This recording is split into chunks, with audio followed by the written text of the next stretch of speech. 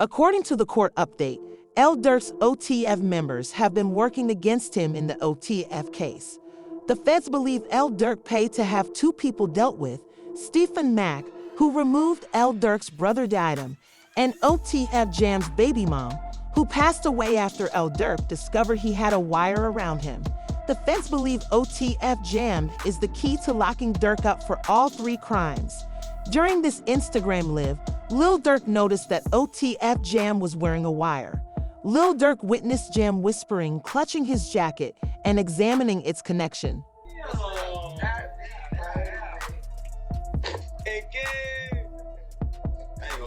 My whole dream thing. I ain't gonna lie to that, like back in the day. Oh, my.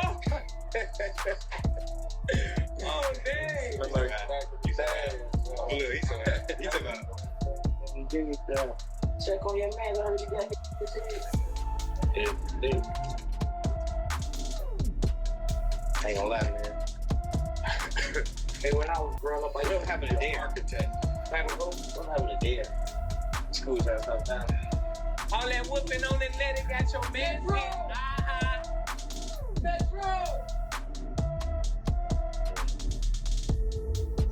In addition, the prosecutors looked into Lil Durk's lyrics and discovered evidence that implicates him. It starts with DEA scholars disclosing a list of Durk's offenses. 2020, Von. 2021, his brother dies. 2022, the niggas who his brother, they get clapped. The two Von, at least a cousin of theirs get clapped. 2023, he drops an album, I'm almost healed. You ever think about that, Chad? It's like poetic. 2020, Von dies. 2021, his brother dies. 2022, get back for both those situations. 2023, I'm almost healed.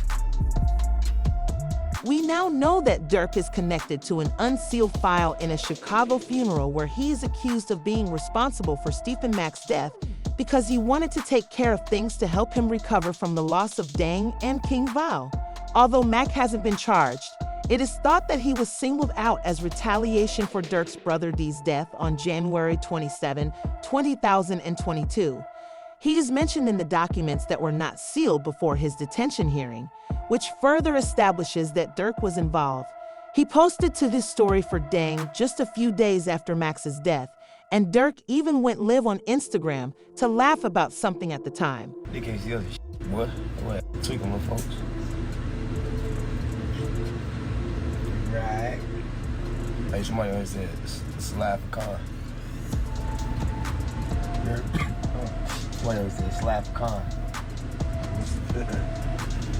Look on that'll, yeah. What Goofy said that? He said, bro, like a cheeseburger. Ain't nothing cheesy over here. Stupid little boy. This is real water. Y'all Jews be y'all over for real. Hey, I know what it be too, bud. What's that? Like everybody be having that cheese, you know? Y'all be doing shout outs. Man. Okay.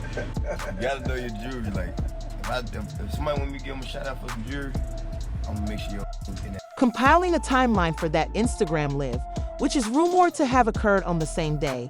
But it gets worse. Rapper Brick Baby publicly stated that you can't say Durk never slid for King Val anymore because they got Lil PAB, because Brick Baby was on a live stream after Durk was arrested and would respond to his previous interview in which he mentions this. Just said, 5 Chicago gang members with ties to Lil Durk, OTF, accused of being hired to alive Quando Rondo in the LA incidents where Lil Pop was unalive. Suspects face the penalty if convicted. He said indictment alleged that flights and rental cars were paid with credit cards linked to OTF.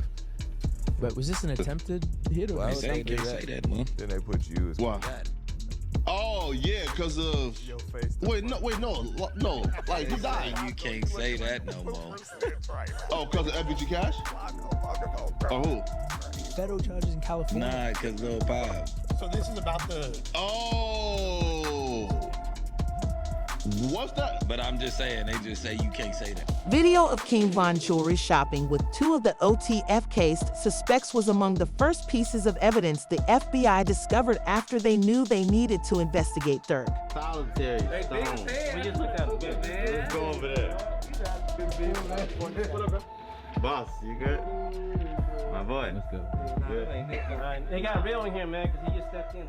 The report given in the Move Out of the USL trial playbook showed that Lil Durk's world was falling apart and that he was becoming more and more guilty every day. The song Wonderful Wayne and Jackie Boy, which Durk rapped, was recorded 7 months prior to the Little PAB incident, according to a declaration from Durk's producer. The first lyrics read, "Look on the news and see your son screaming no, no, no," as he was seen at the crime screaming no. This man, a passenger in that car, frantic. More lyrics were connected. The state informed me that they had received an advertisement claiming that Brick BB was related to the location and that he would have provided Durk with Quando Rondo's address if he had ever inquired. Then there's people like, you lined up somebody from your hood. Like, listen, I didn't. But at the end of the day, what's wrong with giving my friend the address? Oh, this my boy. He lost his boy. Who did it could be around. 9 times out of 10, had he had to ask me, I probably would have been if he even asked anybody, if this is even true. But 9 times out of 10, like I said, can I leak a bar? Sure. I said if he make the call right now, I'd something. However, Durk's operations noticed all of this evidence against Lil Durk as it was revealed that sources claimed that problems in his cell block were the reason for his quick transfer to prison.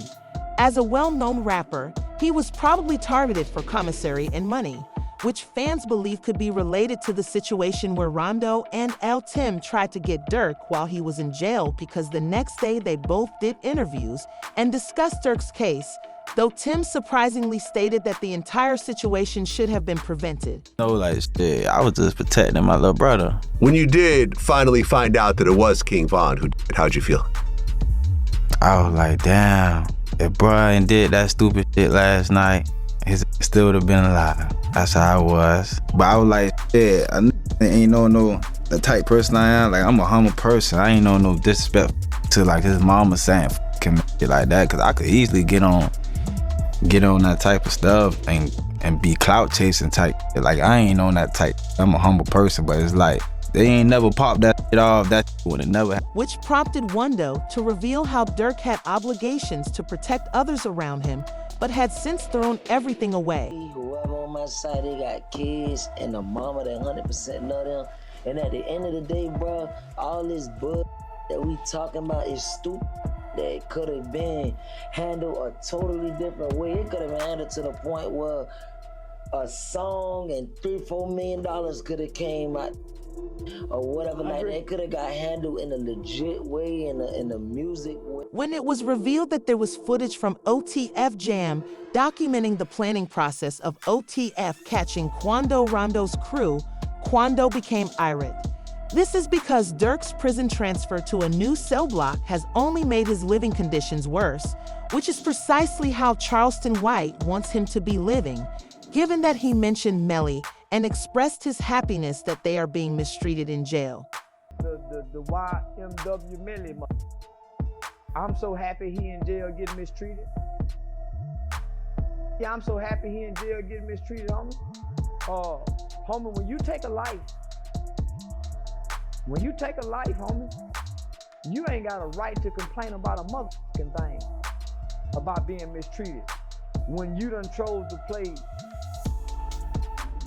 However, it was later revealed that OTF Vonnie might be spying on Durk. When Durk and his co-defendant OTF Von appeared in court together this week, Durk learned that Von had applied for protective custody, which caught Lil Durk's best buddy Bez's attention. What's going on? But them people that's in them courtrooms, man, for real. Them be false accusations. Y'all don't even know what the be going on for real. Y'all really be trying to play Inspector Gadget and all this. I'm snitching on them that's innocent, man. Y'all just be weird as hell. That's what I be talking about, man. Like, First y'all that threw the jams rumors out there. Now y'all talking about Vonnie a snitch, gang. A snitch on what, blood? Y'all don't even really know what's going on for real. On my kids, y'all really just be running. And that's why I don't participate in nothing that got to do with nothing illegal. Because of you motherfuckers, y'all be trying to get them put under the jails. Y'all trying to go let them meet Larry for the first time, you hear me? On my mother. Despite this, DJ Academic corrected the record regarding the OTF Von issue. When you see Flocko post something, you almost gotta be like, look at this headline. Lil Durk found out his co-defendant OTF Vonnie, King Von cousin, filed for protective custody when they came to court. Okay. That sounds so crazy. That sounds so crazy. Now, this is why we have streams like this. This is, you know, I'm not gonna get on anybody or anything like that, and I'm not gonna ever say that I haven't, you know, maybe jumped maybe once in a while, but I definitely do aim to be correct, and I never try to be incorrect out of malice, right? This is why we love to bring up the paperwork and try to explain it, and also increase everyone's knowledge on stuff, because a lot of times these days the headline is. According to his sources, academics don't think OTF Von is snitching. But just to be sure, Durk made a phone conversation that was leaked to the public stating that they weren't taking custody of the prot detective. We're not glorifying negativity. We're more than just street guys. We're men of honor and the code. And regardless of our financial situation, bro, hit the main line with the rest of our kind. His friend's post caption read, "Just got off the phone with my brother Lil Durk. He's in good spirits, staying positive, and trying to get back home to his kids and family. Absence of protective custody." I said, I know you're ready, but if you need anything, you know I got you.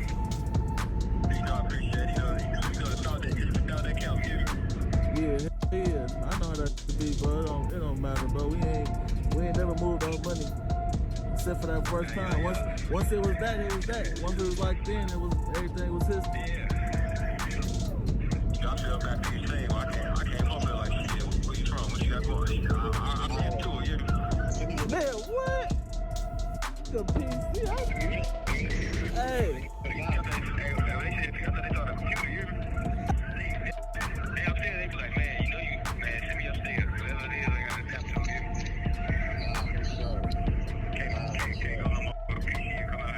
He had to inform everyone that OTF Von wasn't snitching, even if academics didn't enjoy that the phone call was made public. With all due respect to whoever 900 Brubra is, again, with all due respect to you, the guy's fighting for his life. I get it. Maybe for whatever reason, which I still think would be a dumb reason, let's say that Durk wants to address the people.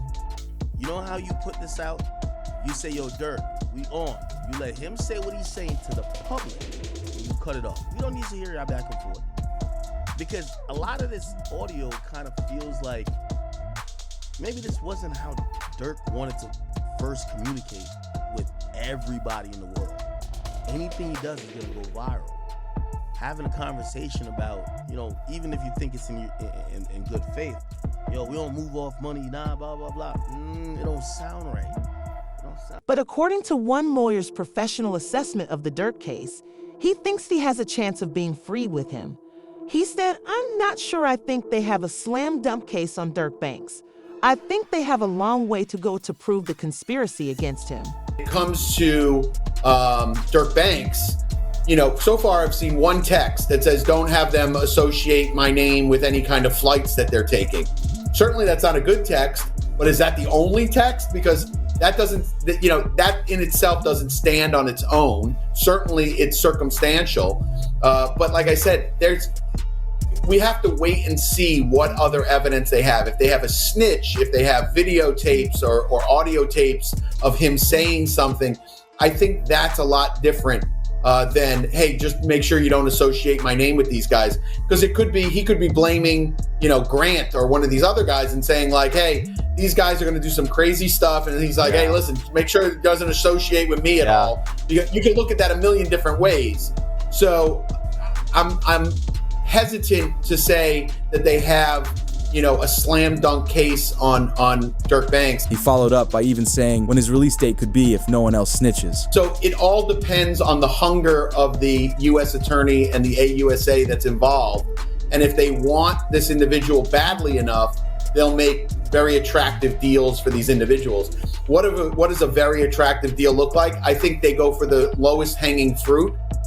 Whoever, didn't actually the guy, maybe someone that was involved that didn't actually, or someone that, but it didn't hit, they're going to have forensics.